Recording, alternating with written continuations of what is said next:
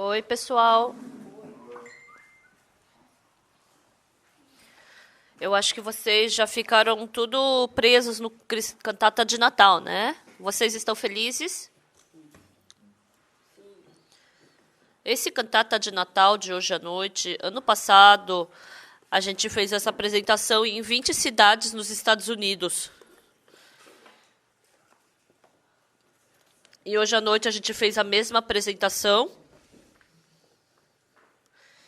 E todas as cidades ficaram cheias de pessoas para assistir. Foi uma história, foi um recorde histórico nos Estados Unidos. Mas tem um problema, porque todo mundo ficou no clima do cantata de Natal e eu não conseguia imaginar como eu poderia continuar com a palestra da mente. Por mais que eu pense, tem uma grande distância do que eu quero falar hoje à noite. E eu não sei como começar a falar o que eu quero falar. Por umas 2 horas, vocês ficaram completamente aprofundados no cantata de Natal. Eu acho que eu já assisti 100 vezes esse cantata. Mas hoje à noite também, eu quase chorei e foi difícil de segurar a lágrima. É tão precioso e tão bom. E eu fiquei tão feliz. Mas agora a gente tem que entrar na palestra da mente. Por favor, me ajudem. Então, eu estou pregando há uns 50 anos. Então, é a primeira vez que tem um clima como hoje. Vou simplesmente começar. Por favor, que vocês me ajudem. Antigamente, em Pyongyang, tinha um pastor. E ele era muito alto. E também ele era muito bonito. E ele também tinha uma personalidade muito boa. Ele era muito bonzinho. E mais do que qualquer outra coisa, qual era a principal característica dele? Quando ele ficava no púlpito, ele pregava uma palavra que roubava o coração, puxava o coração de todas as pessoas, porque ele pregava de uma forma muito graciosa. Qualquer pessoa que fosse, qualquer angústia que tivesse, se escutasse a pregação desse pastor, não tinha quem não ficasse emocionado. Mas tinha um problema nessa igreja. Era a esposa do pastor. A esposa do pastor, ela era muito má. Um dia era culto de domingo e começou a fazer barulho lá fora. Aí o ancião foi lá ver o que era. Tava os homens, os cobradores. Cadê o pastor dessa igreja? E o pastor estava pregando. Mas a esposa do pastor falou que o que entrasse de ofertas hoje, eles iam me pagar, ela ia me pagar o que ela estava me devendo. E o ancião, ele ficou tão envergonhado. Tá bom. Ai, tá bom, eu vou te pagar, então fica quieto. Vai logo, paga logo. E aí pagou a dívida e mandou ele embora. E o ancião pensou, nossa, o pastor da nossa igreja é tão bom, mas por que a esposa dele é assim? Então, o pastor, ele andava de sapato de borracha, né? E sempre a esposa dele comprava o sapato de borracha para ele. Sempre comprava um sapato que era maior, o número maior do que era o dele. Então, sempre que ele ia para o púlpito andar, ele sempre ficava arrastando esse sapato. Se comprasse um sapato que coubesse exatamente dos pés dele, ele fugiria, correria muito bem com as outras mulheres.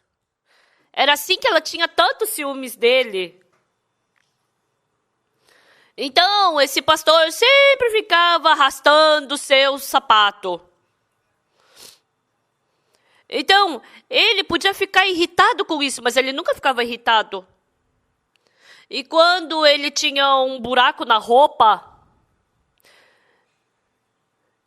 então quando tinha um buraco, né, na roupa, tinha que colocar se era camiseta branca, tinha que cobrir com um tecido branco. E era preto, era com tecido preto. Mas ela, quando a camiseta era preta, ela cobria com um pano branco. E quando ela era camiseta branca, ela cobria com ou se não era ou com um tecido vermelho.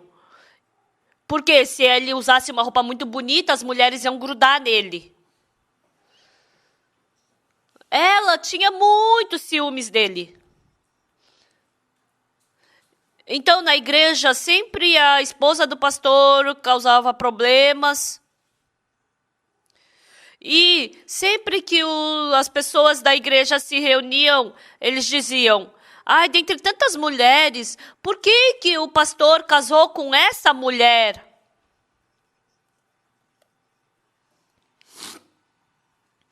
O nosso pastor, ele é tão bom, ele é tão incrível. Mas por que a esposa dele é assim? Aí um dia, um dos membros da igreja falou: ai, tomara que a esposa dele morra. Aí eles falaram: nossa, o que você está falando? Não pode falar isso. Mas aí o outro falou: ah, mas é verdade, se ela morresse ia ser bom. E os irmãos da igreja odiavam a esposa do pastor. E de repente, um dia, do nada ela ficou doente. Todos os irmãos, eles cuidaram dela. Mas um dia ela e morreu, faleceu.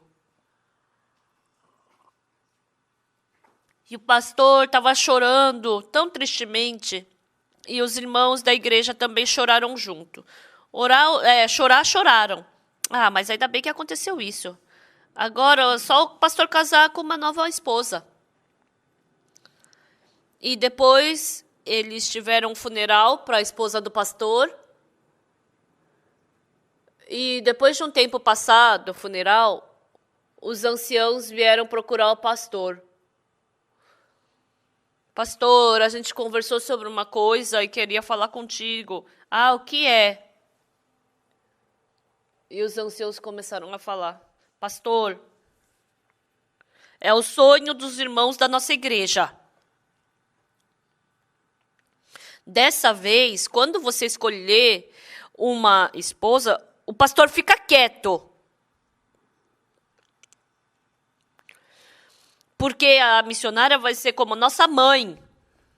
Então, nós vamos escolher. Todos os irmãos da igreja estavam com medo que esse pastor pudesse escolher uma missionária como antes. Ah, e a missionária é como a mãe da nossa igreja. Então, pastor, por favor, você fica quieto. E ele concordou: sim, tudo bem.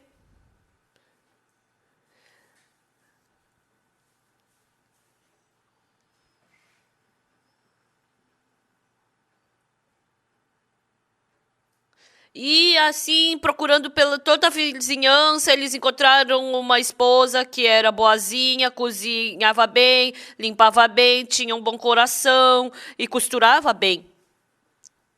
E eles procuraram por toda a redondeza e eles encontraram uma senhora que vivia sozinha. Ela tinha o rosto muito bonito. Hoje em dia não precisa costurar bem, mas antigamente precisava. E ela costurava muito bem. E antigamente também tinha que cozinhar bem, né? Hoje em dia, se você comprar miojo, né, tá bom. Mas antigamente tinha que, com o nabo, fazer 12 pratos de tipos diferentes. Eu também posso fazer 12 pratos diferentes com nabo. Eu posso fazer o triângulo, quadrado, redondo, achatado. Mas eles trouxeram uma missionária muito preciosa para ser esposa dele. O pastor se satisfez, os irmãos também se satisfizeram. E assim o pastor casou novamente e começou a viver. Desde então, a aparência do pastor foi trocada completamente. Primeiro, sumiu aquele chinelo, aquele sapato que ele ficava arrastando pelo chão. O sapato cabia exatamente no pé dele. Ele usava um sapato que sempre estava brilhando. E todos os dias ele tinha moedas que brilhavam. Ela limpava tudo. Aí todo mundo do vilarejo viu que a aparência do pastor mudou completamente. Então o pastor, quando ele sair, voltar para casa... Então, a esposa do pastor tinha preparado um suco para ele. Então, o coração do pastor e da esposa começaram a combinar muito bem. E aí, às vezes, quando os irmãos da igreja vinham para casa, ela os tratava tão bem, falava para eles comerem alguma coisa, falava para pelo menos tomar um chá. E veio uma missionária que ele não poderia esperar melhor. Desde então, os irmãos da igreja, eles começaram a falar, realmente, a missionária da nossa igreja é incrível. A missionária da nossa igreja, ela tem o coração tão doce. Ela costura muito bem, ela cozinha tão bem. E a igreja estava muito bem. Antes, quando o pastor voltava de algum lugar, aí a esposa do pastor ficava, ai, você estava andando com qual mulher por aí?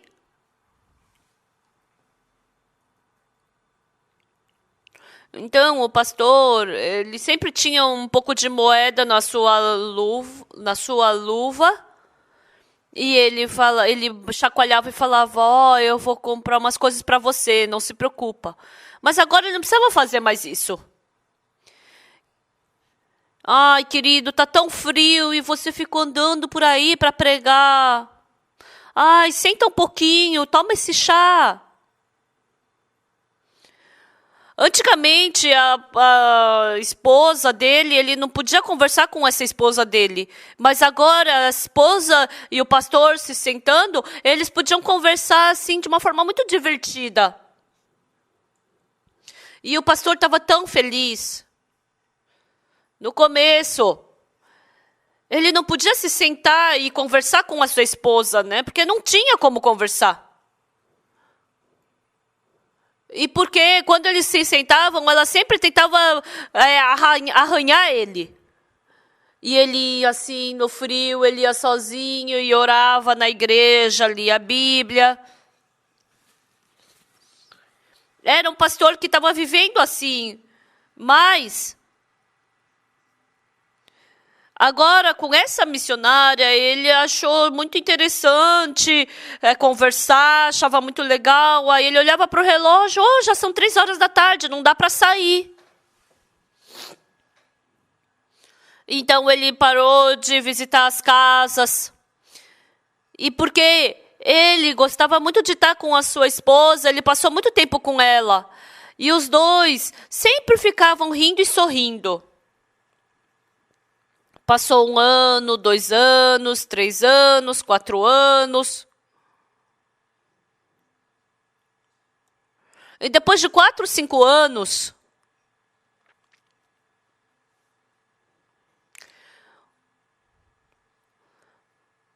as pessoas, embora o pastor estivesse pregando, os irmãos da igreja, alguns começaram a cochilar. No começo, ninguém percebeu isso. Mas agora, o pastor começava a pregar, todo mundo já começava a dormir. Antes... Porque antes ele brigava muito com a missionária, daí ele saía para pregar, ficava na igreja lendo a Bíblia, orando. E agora, ficando com a missionária, ele conversa com ela, ela prepara uma comida boa para ele, conversa com ele, e aí todo o tempo passa.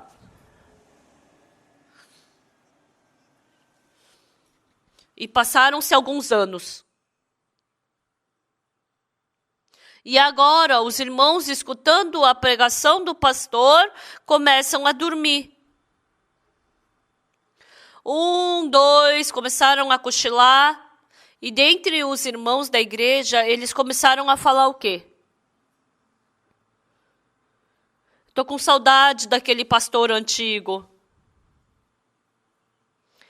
Aquele que tinha a camisa branca com tecidos pretos costurados nele. Aquele pastor que ficava arrastando o seu sapato. Aquela missionária tão feia, chata e ciumenta. A partir de um certo momento, os irmãos da igreja começaram a sentir saudade daquela missionária. Era tão bom quando o pastor estava com ela. Ai, que saudade daquele tempo. Começou a ter... tinha uma história assim, né? Eu não sei se é uma história verídica ou criada, mas eu escutei. Então, na nossa vida, as coisas boas parecem na hora que são boas. Mas não é só porque a gente gosta, que é tudo que a gente gosta que é bom. No começo, algumas coisas parecem boas. Mas depois, com o passar do tempo, a gente vê que não é bom. Mas pelo contrário, tem coisas que no começo parecem ruins. Mas depois, com o passar do tempo, a gente pode ver que era uma coisa boa. A missionária daquela igreja tinha muitos ciúmes, ela era muito invejosa, não dava para conversar com ela. Então, todos os irmãos da igreja odiavam ela. E os irmãos da igreja desejavam que viesse uma nova missionária e não ela. E vindo uma nova missionária, depois de alguns anos, os irmãos começaram a ter saudades daquela missionária de antes. Era bom quando tinha aquela missionária. Era tão bom quando o nosso pastor estava com aquela missionária. Depois que veio uma boa missionária, a gente escutando a pregação do nosso pastor só dá sono. Agora eu já estou um pouco velho, né? Eu também, vivendo a minha vida, tem coisas boas e ruins que acontecem. Antes, as coisas boas, quando aconteciam, eu só pensava isso era bom. E quando acontecia uma coisa ruim, eu pensava que era ruim. Mas com o passar do tempo, não é tudo que era bom, que eu pensava que era bom, que era realmente bom.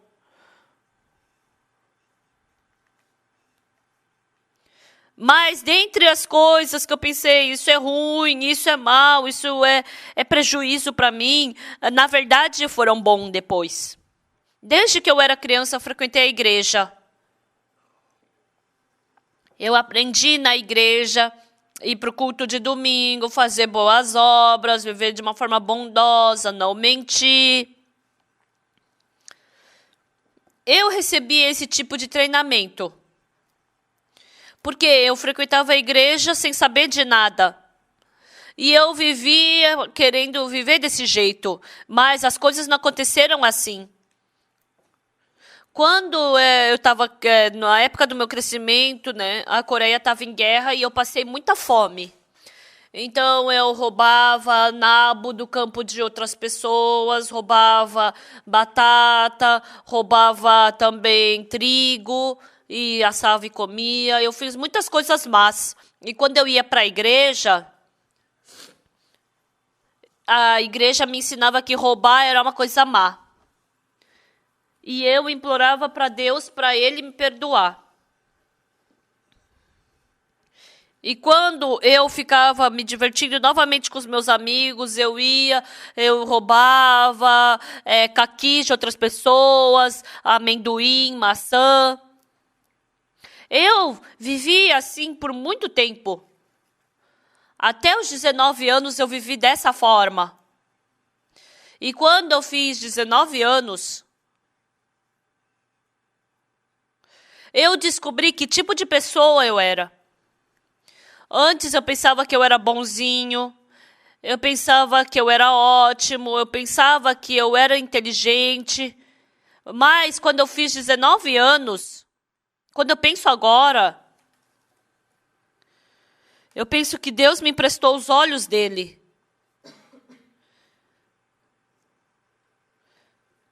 Eu pude descobrir um eu diferente do que eu sou, que eu pensava que eu era.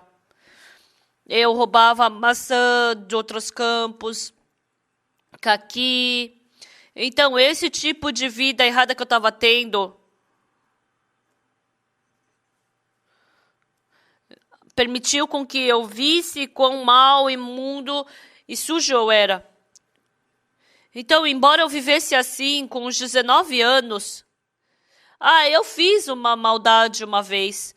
Eu roubei maçã do pomar de umas pessoas. Eu roubei também amendoim. Eu pensava assim. Mas eu pensava que eu era bonzinho e que eu era uma pessoa que não tinha problema.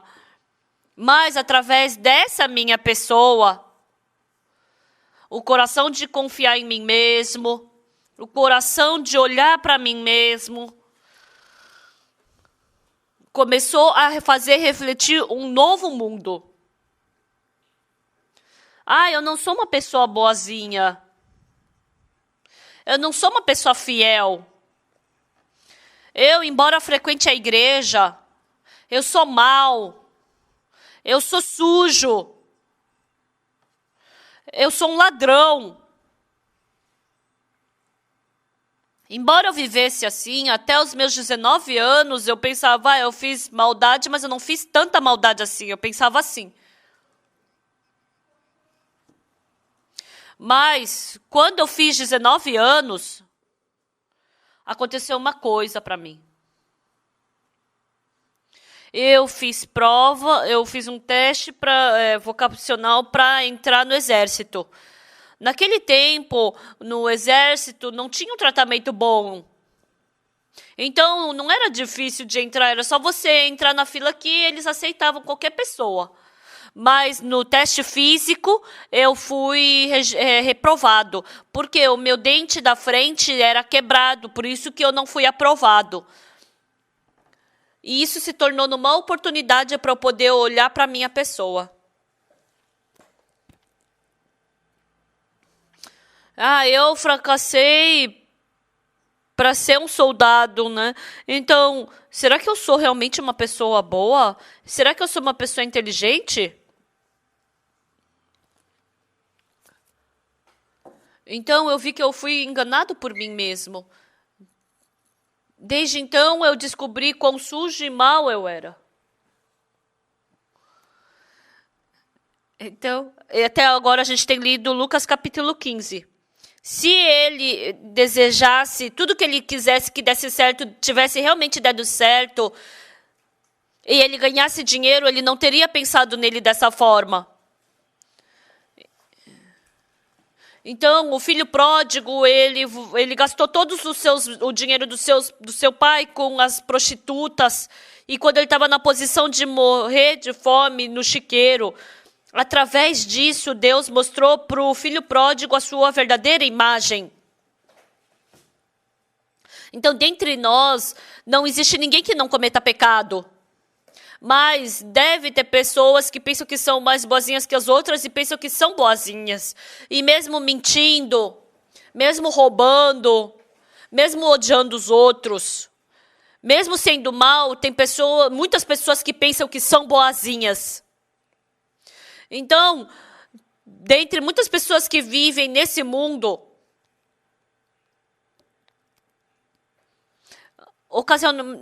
ocasionalmente há pessoas que pensam que são que percebem a sua verdadeira imagem. Ah, eu não sou bonzinho, eu sou mau, eu sou sujo, eu sou um mentiroso, eu sou um ladrão, eu sou uma pessoa que rouba. Então, diante de Deus, eu posso descobrir essa minha pessoa má. Tem pessoas que tentam fazer bondades e pensam que são boazinhas.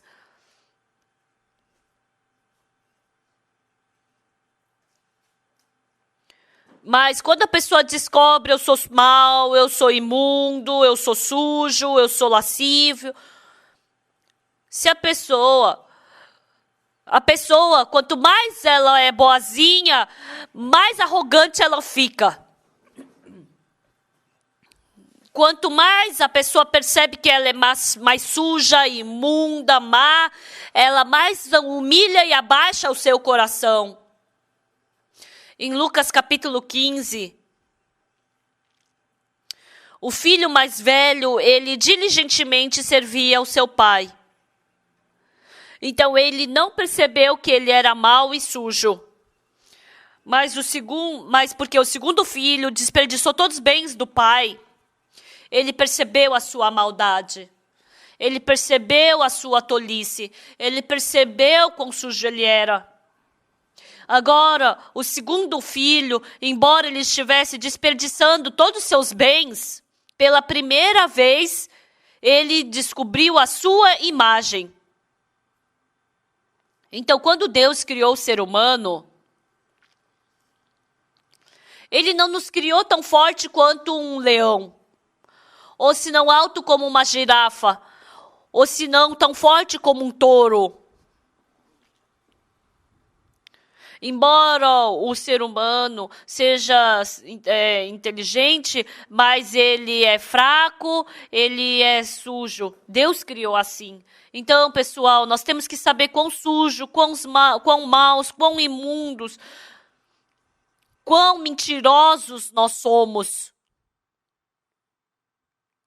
Deus está trabalhando, Deus está conduzindo para que a gente perceba isso. Quando eu fiz 19 anos, em 1962, eu descobri quão sujo, quão mau, egoísta eu era. Antes disso, eu tentava ser bonzinho, eu tentava fazer bem, eu tentava ser melhor que os outros.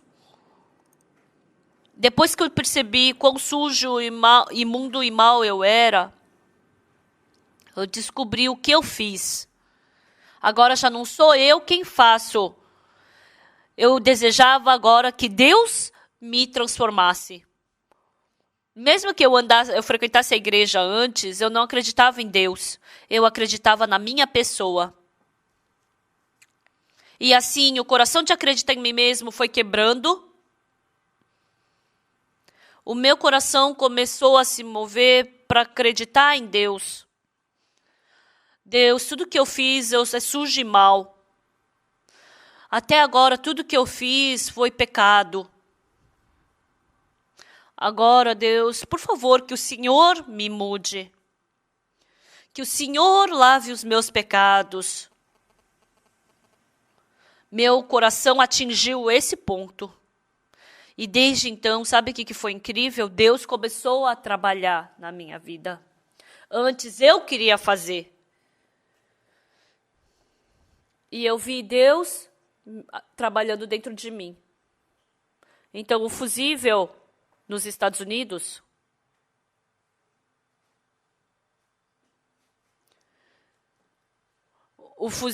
ele descobriu o fusível, por isso ele colocou o nome de fusível na descoberta dele. Quando ele faleceu, ele deixou de herança 200 bilhões de dólares para uma pessoa. Pessoal, então, 1 milhão, 100 milhões de dólares ele deixou, né, na verdade. Então, essa quantia de dinheiro é muito grande, não é?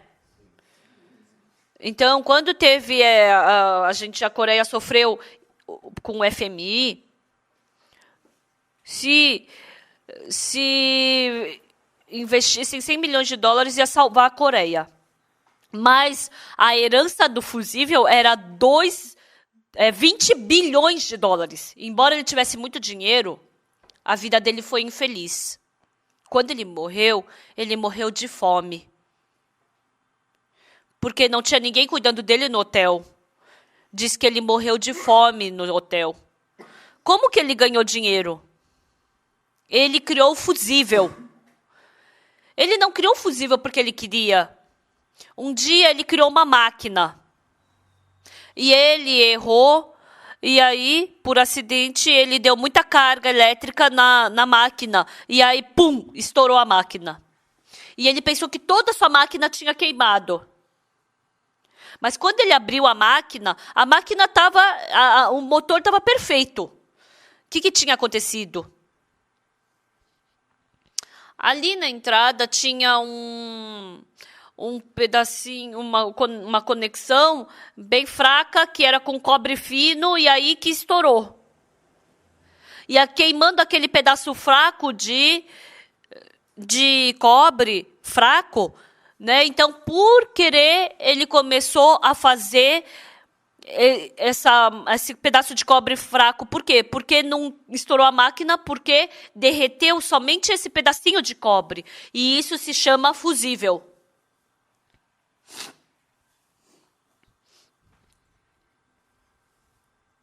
Então, o fusível tem que ser um pedaço de cobre fraco. Se você usar um cobre bem forte, grosso, então você vai queimar a tua máquina. Então, o que protege a máquina? Não é o cobre forte, duro, mas é um pedacinho de cobre fraco que vai proteger toda a máquina.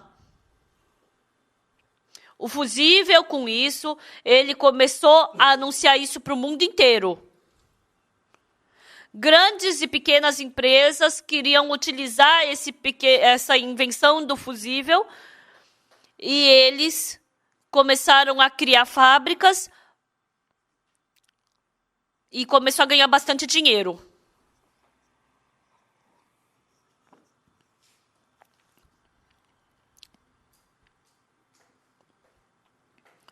Naquele tempo, era uma quantidade de dinheiro que não tem nem como comparar hoje também, né? Imagina naquele tempo. Pessoal, a gente pensa que só sendo forte é bom. A gente pensa que sendo inteligente é uma coisa boa. A gente pensa que somente tendo qualidades que é bom. Eu penso o quê? Que sendo melhor que os outros é melhor para mim. Então, aquela esposa do pastor de Pyongyang é porque a gente não consegue entender.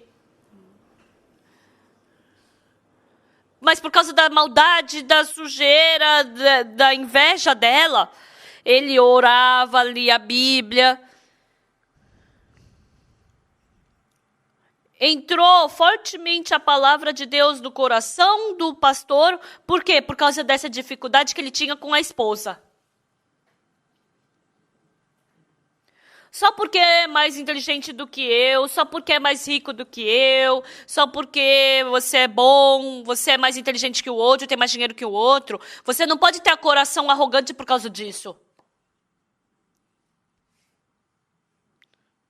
Então você vai acabar com a mesma imagem do segundo filho. Às vezes Deus ele faz a gente ser fraco, faz a gente ter dificuldade, faz a gente não ter dinheiro, faz a gente ser desprezado pelos outros, faz a gente ter dificuldade. Então, juntando todas essas coisas, Deus ele vai criando o nosso coração. Isso é muito importante. O segundo filho saiu e ganhou muito dinheiro. E ficou muito rico. Então, ele não teria tido aquele tipo de coração. Ele viria com um carro bem bonito e ia buzinar na frente da casa do pai. Bam, bam! Que barulho é esse? pai, o seu segundo filho está aqui. Pai, quer ir na minha casa? Entra aí no meu carro. E ele pegou o pai e levou para a casa dele. Pai, aqui é a entrada principal da nossa casa. Precisa andar 4 quilômetros para chegar no meu quarto. Essas árvores são as árvores mais caras do mundo inteiro. Aqui você vai... Aqui tem do Atlântico, árvore do Atlântico. Aqui, se você for por esse caminho, você vai ver o meu jatinho. Então, esse filho, ele tinha vontade de se achar assim diante do pai. Mas quando ele voltou, com que imagem ele voltou? Ele voltou com a roupa toda podre, ele voltou como mendigo, sem nenhum centavo. Com um coração vergonhoso, ele voltou para o pai. Se realmente ele fosse bom, então ia ser bom ele mostrar bem. Mas ele não poderia unir seu coração com o do pai. Porque o segundo filho era assim, ele sabia que ele estava errado. Ele jogou fora o pensamento dele e assim ele pôde unir o seu coração com o do pai.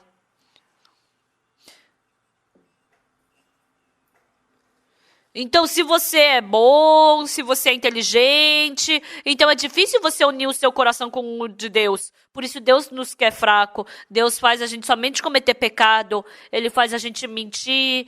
Ele faz a gente enganar as pessoas. E assim, sendo uma pessoa vergonhosa, Deus quer nos ajudar. Pai, realmente eu estou passando fome. Pai, eu não consigo viver longe do Senhor. Pai, pequei contra o céu diante de ti. Já não sou digno de ser chamado teu filho. Tenha misericórdia de mim. E quando o filho voltou com esse coração, ele pôde unir o seu coração com o do pai. Eu, humanamente, naquele tempo, realmente eu era uma pessoa fracassada. Eu percebi que tudo que eu achava que era bom não era nada em mim. Eu era sujo, mau, egoísta. E ninguém conhecia o meu coração. No começo eu olhei para o meu coração. Quão sujo eu sou. Quão mau eu sou.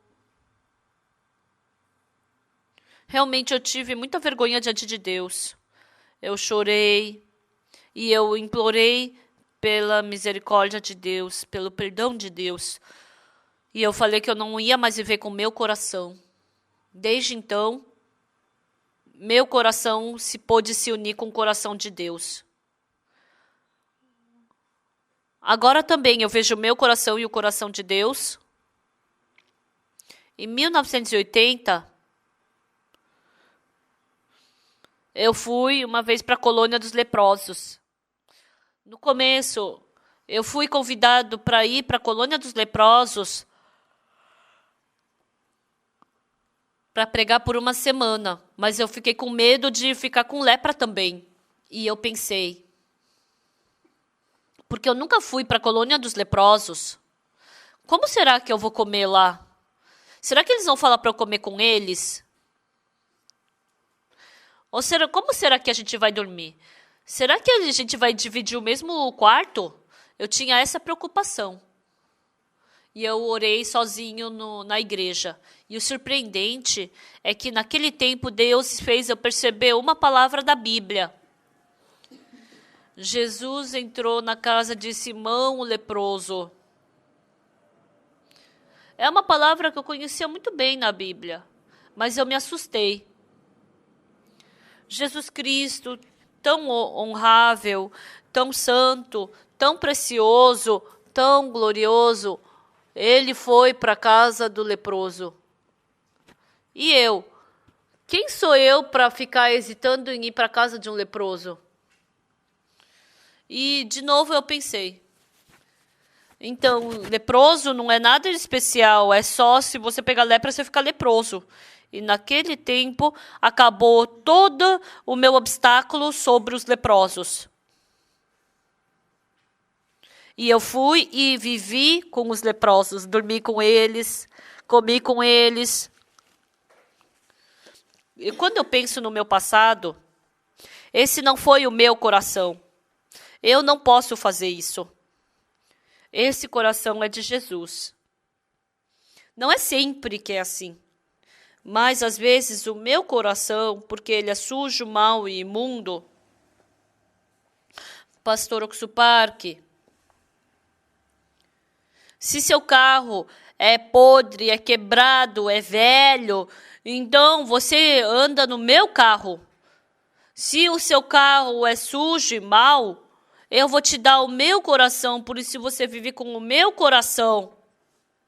Parecia que Jesus estava me falando isso. E assim, naquele tempo, a gente foi para a colônia dos leprosos.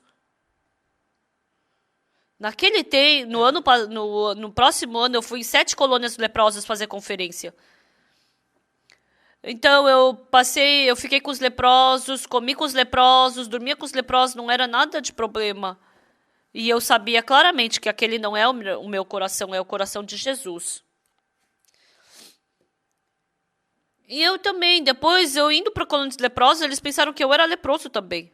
Você é leproso, né, pastor? Eu não sei muito bem. Depois de 3 anos eu vou te falar. Você só sabe se é leproso depois de 3 anos, mas agora não. E eles ficaram assustados. Se eu não sou leproso agora, eu também não. Aquele tempo eu não era leproso, agora eu também não sou, né? Eu não sou uma pessoa que faz tal coisa. Meu coração é muito sujo, mau e imundo. Eu me odiava. Realmente eu me odiava. Por isso eu olhei para Jesus Cristo. Às vezes, não é sempre que eu sou assim, mas às vezes, esse coração não é meu. O meu coração em si não pode ser assim. E às vezes eu sinto isso. Porque eu sou muito sujo. Porque eu sou muito mau. Porque eu tenho que jogar fora o meu coração. Jesus colocou o seu coração em nós. Quando eu me vejo, eu penso, nossa, eu não sou assim. Eu não sou esse tipo de pessoa. Eu não sou esse tipo de pessoa. Essa vez, fazendo o acampamento, eu realmente fiquei muito feliz. Para fazer esse tipo de acampamento, a gente tem dificuldades, mas esse acampamento foi muito bom. O que foi melhor? Sempre no nosso acampamento chove, né?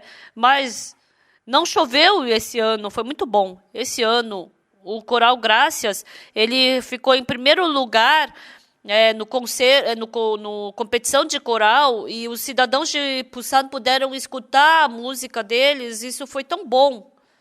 Hoje, o prefeito de Pusan, ele comprou um almoço para os nossos ministros. Eu nem sou ministro, mas eu entrei de penetra e também comi ali. E o prefeito falou muitas coisas conosco. Por que vocês escolheram Pusan? Pusan tem montanha e tem praia. Não tem muitos lugares nesse mundo que tem praia e montanha junto. Tem muitos países sem montanha e também tem muitas pessoas que nunca viram o mar. Então, a prefeitura de Pusan nos ajudou muito. Essa vez, houve muitas pessoas que nos ajudaram. Então, fazendo esse acampamento, eu agradeci por todas as coisas.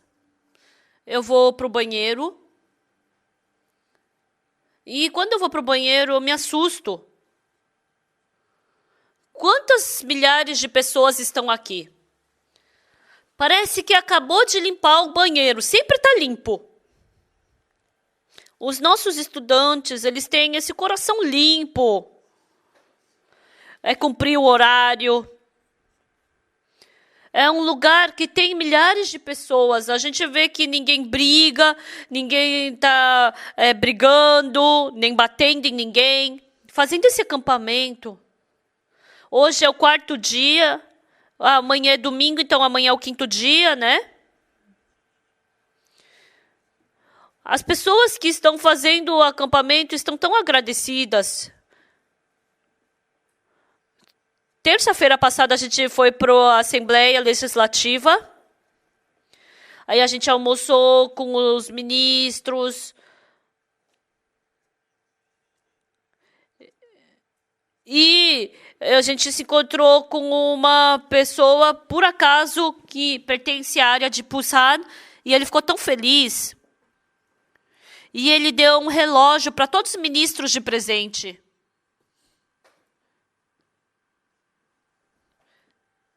E tudo foi tão gracioso e maravilhoso que eu fiquei agradecido. Então, muitas pessoas poderiam estar doentes aqui.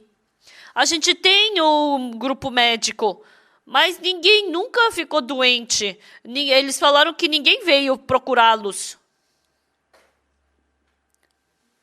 Então, hoje começou às 6, hoje e agora. Que horas são? São 9 horas. A gente está passando um momento tão agradável. Deus nos abençoou. Ontem a gente foi na reunião de reitores. Hoje eu fui na reunião de ministros e fui falar. Os ministros estão tão felizes. Então, tendo essas reuniões e reunindo todos os ministros do mundo inteiro, a gente fazendo palestras no mundo inteiro, a gente também quer trabalhar junto para poder criar os jovens de amanhã. Agradeço aos ministros, eu agradeço ao prefeito de Busan, ao vice-prefeito, agradeço também aos professores, também aos estudantes. Eu passei esses dias muito felizes. Que todos vocês, eu acho que vocês vão receber o coração de Jesus através desse acampamento. Quando o segundo filho partiu da casa do pai, ele partiu com o seu próprio coração. E depois que ele fracassou vivendo com o seu próprio coração, ele trocou pelo coração de Jesus, pelo coração do pai. Agora o segundo filho ia amar o seu pai com amor, servir ao pai com amor. Pessoal, todos os nossos corações são sujos e maus. Por isso nós temos que abandonar o nosso próprio coração e entrar no coração de Jesus. Para a gente jogar fora o nosso coração, não é jogado assim do nada, mas eu tenho que perceber que eu sou mau, sujo, imundo, egoísta. Eu tenho que me odiar. Se eu me odiar, eu vou ter vontade de me jogar fora. E assim vocês vão querer viver com o coração de Jesus. Se vocês viverem com o coração de Jesus, onde quer que vocês vão, em qualquer país que você trabalhe, qualquer pessoa que você se encontre, você vai dar paz para as pessoas, vai dar amor. Vão ser pessoas que vão dar felicidade. Então, todos os países que vocês forem, eu desejo com que vocês tenham paz e bênção. Que vocês sejam pessoas abençoadas por Deus. Desculpa por vocês estarem sentados aqui por um longo tempo. Hoje à noite, que vocês guardem o Cantata Natal nos seus corações e que vocês durmam com o coração alegre. Vamos orar? Santo Deus Pai, nós te agradecemos. O amor, a paz, a fé que não podemos ganhar no mundo, ganhamos aqui. O coração de Jesus, que o Senhor permita com que a gente possa viver com esse coração. Que o Senhor permita a sua bênção. Nós te agradecemos e oramos em nome do Senhor Jesus Cristo. Amém. Muito obrigada.